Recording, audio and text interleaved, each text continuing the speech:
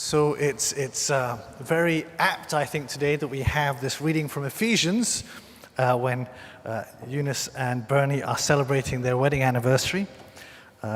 Women should obey their husbands in everything, no matter if it's unjust or what. That's not what it says, by the way. It doesn't say that. But I actually didn't have time to prepare and look at this reading. I looked at this and I thought, oh no, that's tonight, and I've got 5 minutes. And then I found Deacon Tony's homily, and he avoided it as well. So I'm feeling better. So he did the Mass this morning, the communion service this morning. But, having said that, St. Paul, this is without having done any pre-reading. Usually I'd like to go back and read this text and kind of read what the documents say about these things, so I'm getting it right. But, Paul is speaking about the ideal. You and I, we're human, we're a bit of a mess, we're all broken. That's kind of a given, and that plays itself out in marriage relationships as well. The marriage relationship is not a perfect relationship. And the way Paul is presenting it here, as if as if Paul is presenting the ideal. This is what it should aim towards. The reality, if you're married, more than anyone else, it's a little bit different. But what is it that Paul is aiming towards? So he's comparing the church to marriage. He's not comparing marriage to the church. He's comparing the church to marriage and saying marriage is a good image for our relationship with Christ. And so what is that relationship? And so when we look at our relationship with Christ, that points towards marriage, and vice versa. So you and I, we are to love Christ with everything that we are and have. Christ loves you.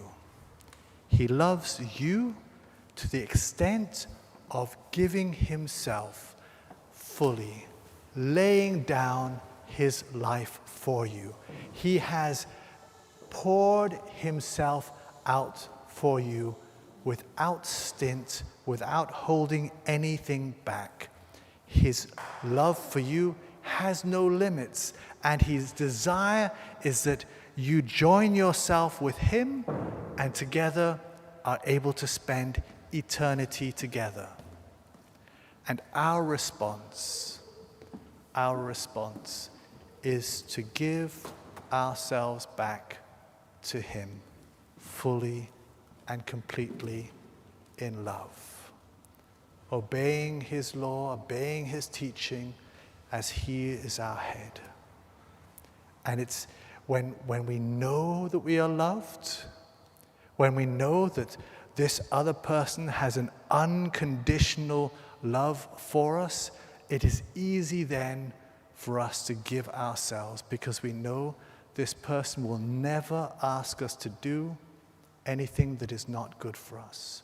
That will always try to protect us, defend us, strengthen. And so, in that sense, it's easy. This is the relationship between us and Christ. And St. Paul says the marriage life is like that.